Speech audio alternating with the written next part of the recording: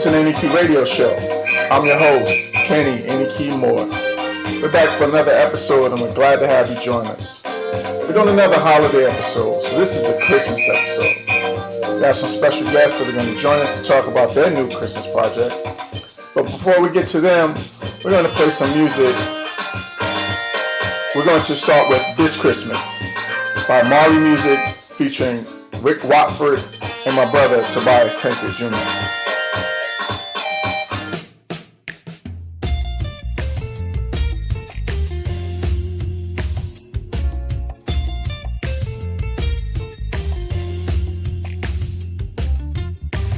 Hang on the mistletoe, I want to get to know you better. Hey, yeah. It's Christmas. And as we trim the tree, how much fun it's gonna be together. Hey, yeah, yeah. It's Christmas. The fireside blazing bright, and we're caroling through the night. And this Christmas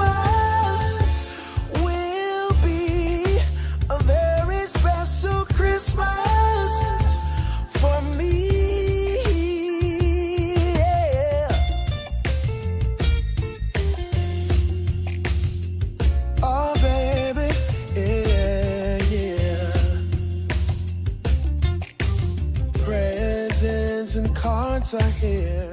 My world is filled with cheer and you. Whoa, yeah.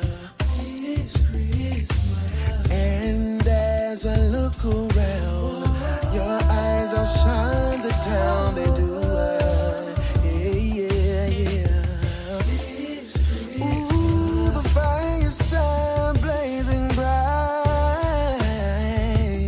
and we're caroling through the night.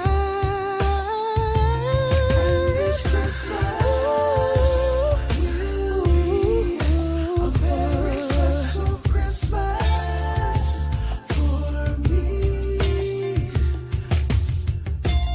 Yeah, yeah. Shake your hand, yeah, yeah. Ah, yeah. All I want for Christmas is to be with you, girl. All I really want is see your face. All I really need is to be next to you. Yeah. Ooh, the fireside blazing bright, and we're caroling through the night. And this Christmas will be a very special Christmas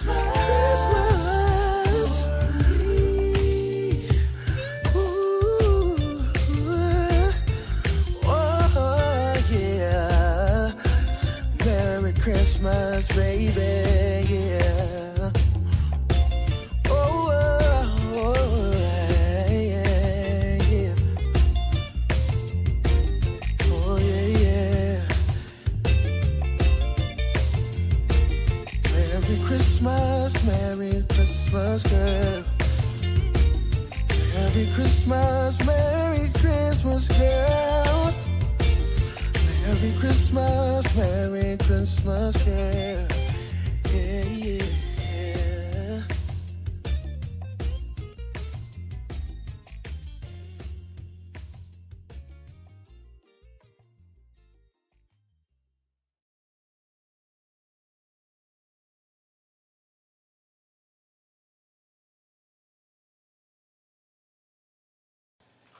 This Christmas is probably one of my favorite Christmas songs, and it's great to be able to share my brother's rendition of it. Great job by Tobias, Rick, and Marley Music. Now it's time for our special guests that are with us on the line right now. Are my brother James Crawley, Pastor Jesse Smalley, and brother Andre Hendrieux, the production team for the new project, Go Tell It, that's out right now. So first, let's start with James. James, this project is a byproduct of a concept that you guys call subliminal progression. Can you tell my listeners a little bit about it?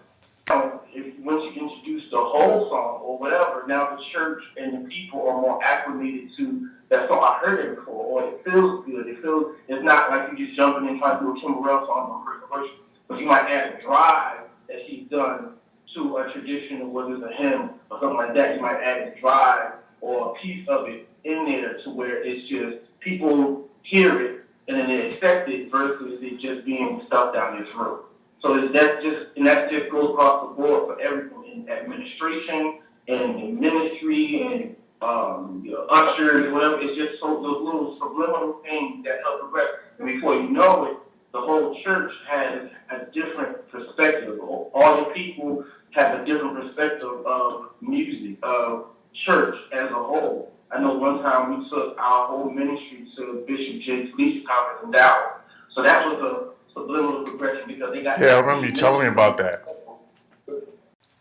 So now as the story goes, Pastor Smalley, you got a text from James at 2:30, 3 o'clock in the morning, wanting to do a Christmas project after you guys had already started production on something else. What was your reaction when you got that text from James? Because I'm extremely detail-oriented. As the details begin to come in, then that's when the weight or the reality of what I agreed to starts to settle in. So cold feet for me does not happen initially. You can be like, let's do 3 Christmas albums. I'm like, yeah, let's do 3 Christmas albums. Then, like a week later, I've been like, are you crazy? 3 Christmas albums. So initially when he texted me, I was like, yeah, let's do it.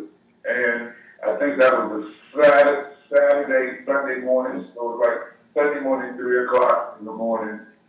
We did both services. We went to dinner with the ministry team and literally mapped out the album at a country buffet on the back of a menu. Wow. And that we did. And again, I was on board then. It wasn't until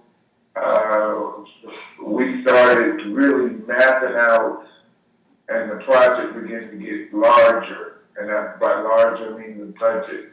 We went from the 3 of us working on stuff and them sitting at the piano to bringing in a composer who then brought in 23 different musicians, who then having 5 or 6 different other musicians that are associated with the project, and then bringing in a professional opera singer, and then not using our church studio, but then having to rent studio space in a larger studio, and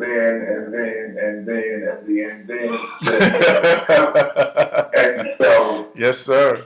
I think this is a church project, and my name is on it, but this is really a James Crawley project that I have signed on to push and promote. And that goes to one, the level of commitment that he's had in the ministry. And so a lot of things that I do, he supports at such a level without it being questioned. Sometimes we go round and round. I pull out my 45 occasionally.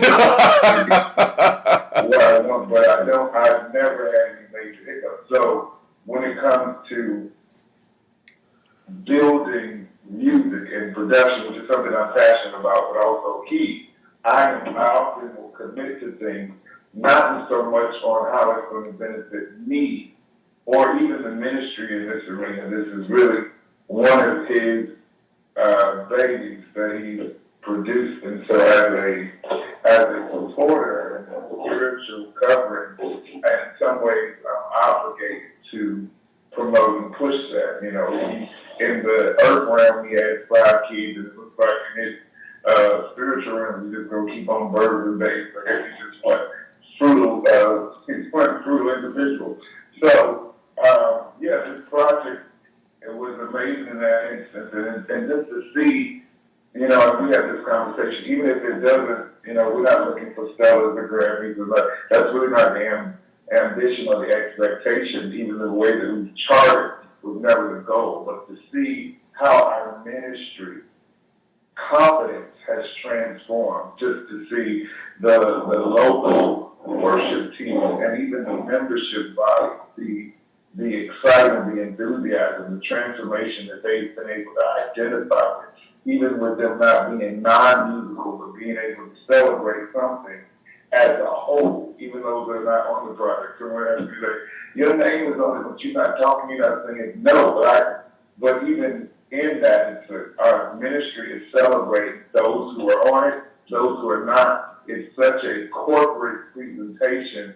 Everybody bought in, and I think that goes back to what James said before. It was the subliminal expression, which is basically incremental. It was small, unnoticeable changes that occurred in worship. Because had we been on 10 when we started, they would put him out and be alone. Absolutely. We were able to do it in such a way, by the time they had been changed, it was too late because they couldn't go back. And so it created an interesting paradox for the ministry, because you had people who had been transformed, and when they realized that they made attempts to go back, they were dissatisfied themselves. So that elevation that occurred slowly, and that, I would say that to piggyback off of what James said, for those that are listening that are in ministry, whether they're pastor or minister of music, when you have those monsters or giants or things that are in your ministry that you have to fight, they don't like your style of music, they think your music too loud, they think you're too revolutionary. You don't necessarily cut the lion's head off first, you put it this way. That's good, man. Sometimes people tear up a ministry because they try to cut the lion's head off first. There's a reason why he's the lion.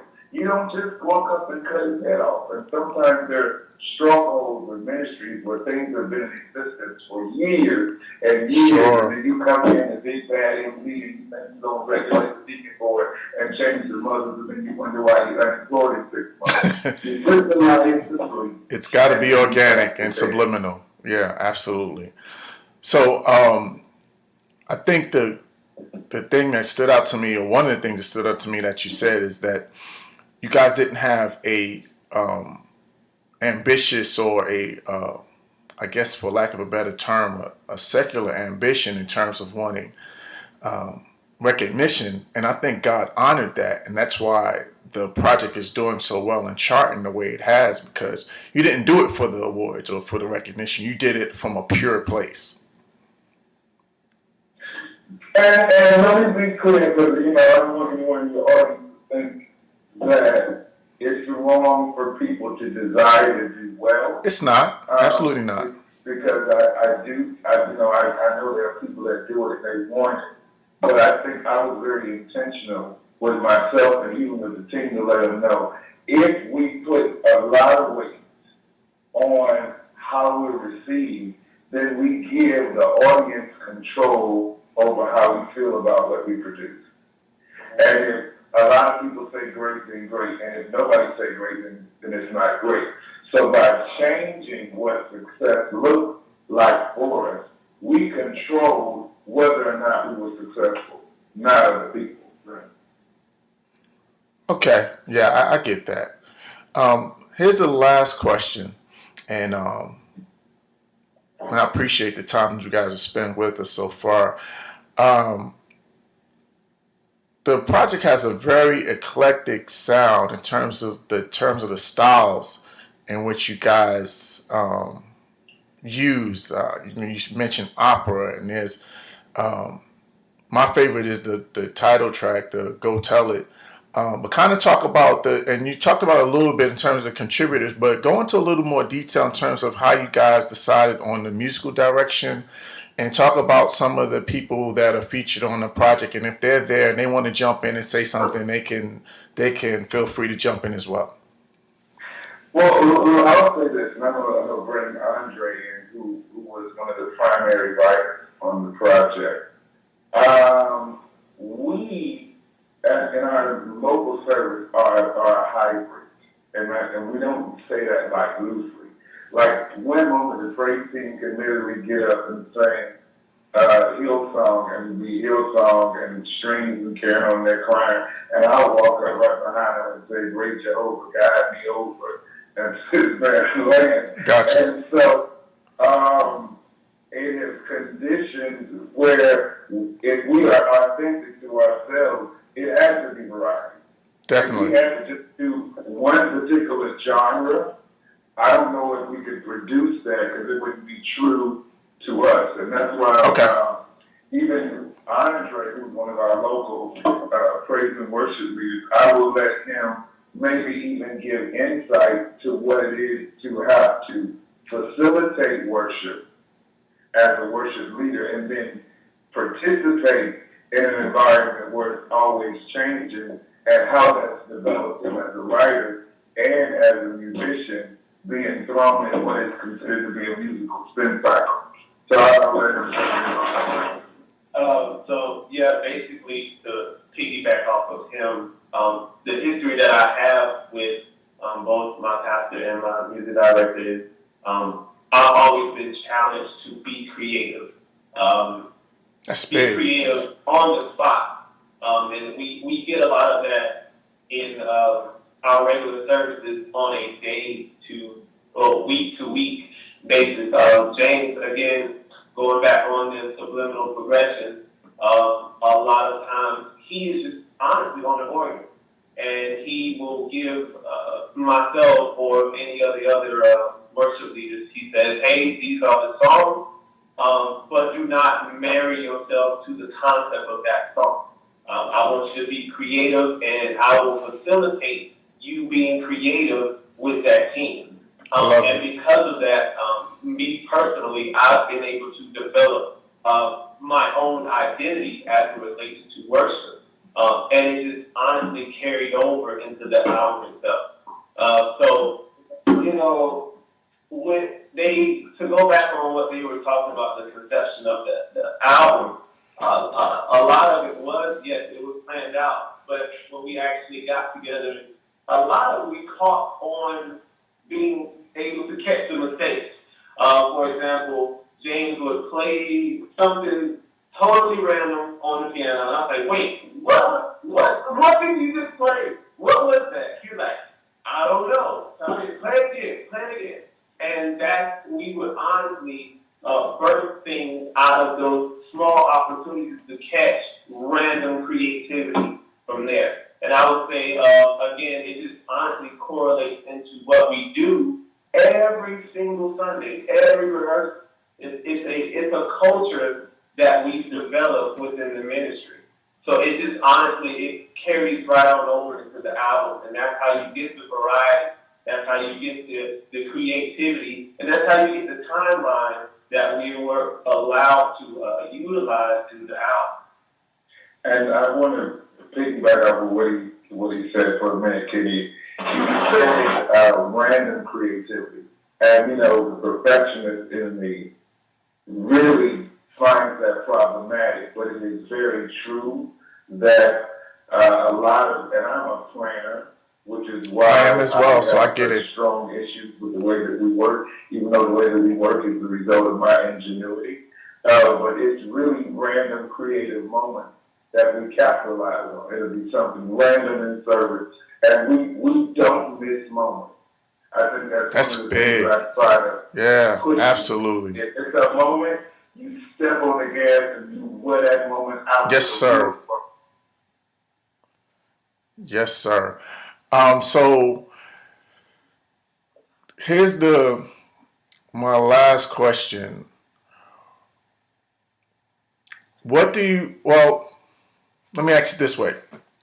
You guys have the Go Tell It, and I'm going to play Go Tell It once we wrap up. But tell us a little bit, shout out the church, shout out the ministry, and then tell us what you guys have coming up or going forward with this and with any other projects you have going on. Yeah. Thank you, Kenny. There's a whole lot going on. 2019 is going to be explosive. On this track, you'll hear some of our lead praise and worship leaders. James Crawley Ministry, but it's two churches, one in Palmetto, Florida, which is First Community Church of Palmetto, 1107 29th Street East. And up north, outside of Tampa, the suburb of Sefner, is Emmanuel Cathedral, Church of Sefner, and that's 6450 County Road 579. Both ministries came together for this project, so you'll hear leads like Tremaine Toombs Campbell, who sings Drummer Boy, and it is one crazy international flip on it. The lead cut, the title cut, Go Tell It, is one of our powerhouse singers, Deborah Dunbar, and then we have friends and family that's accompanied Terry Armando Bickham on Nativity Praise, Andre Hendrieux and Joseph Leap and Daniel Ingram on the Magi, Song of the Magi. So it's a really incredible makeup. So in 2019, what you get is somewhat of a break.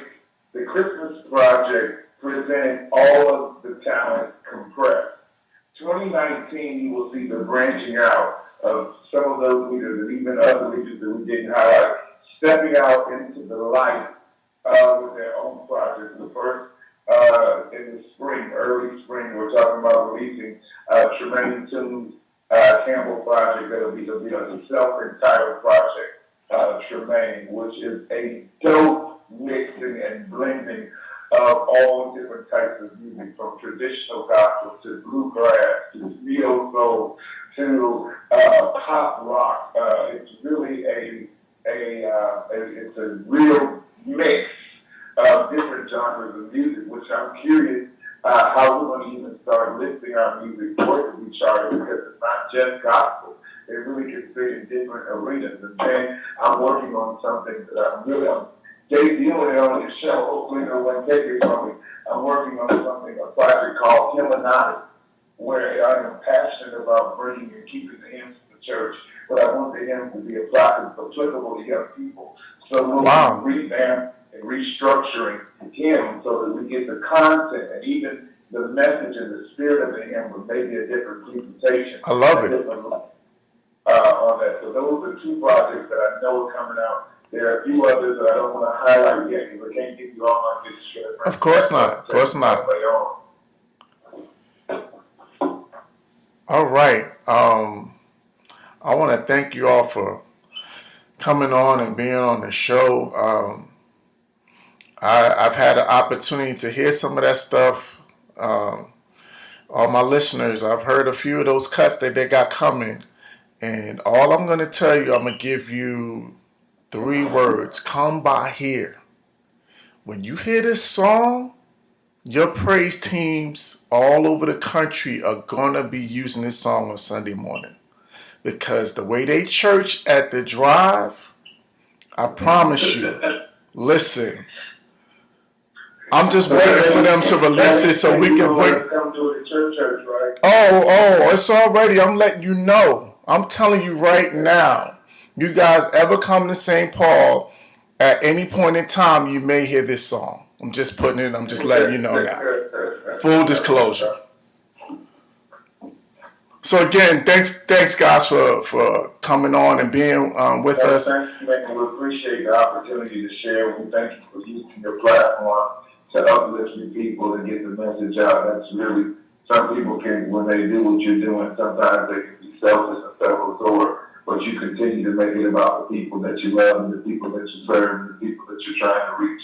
And for that, let's commend you for taking your platform and using it as a way to propel other people forward. And in that way, you know it's always going to come back to you. So thank you. It's blessed to you, my brother.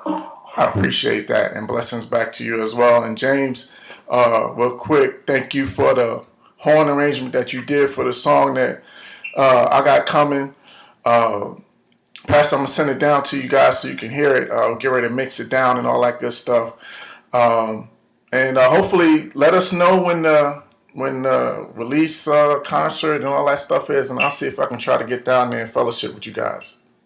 Yes, sir. Yes, sir. Appreciate it, Kenny, man. Thank you, bro. All right, y'all take care. God bless. You too. Really appreciate James, Pastor Smalley, and Andre joining us. Now it's time to hear some music from the project. We're going to switch it up. Instead of playing the title cut, we're going to play the beautiful opera-style rendition of O Little Town of Bethlehem.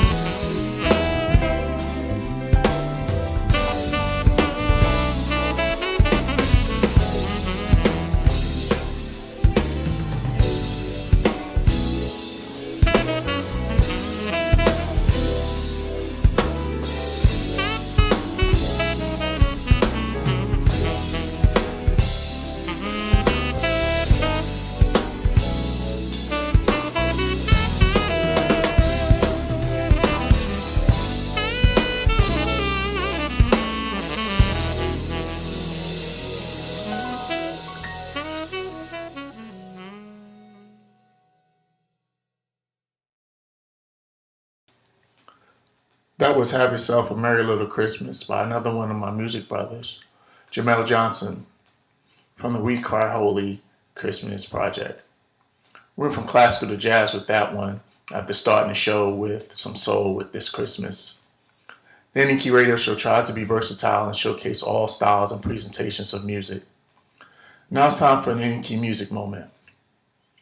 As this year, 2018, closes, ask yourself, what progress have I made? As I reflect on this year, I can say I've made some progress towards my goals and dreams, but not as much as I wanted to.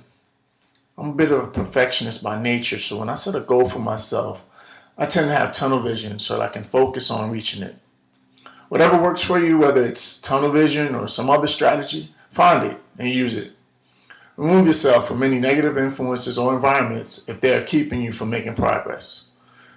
2019 is right around the corner, so get that plan, write the vision, and work your window of opportunity until every goal and dream is fulfilled.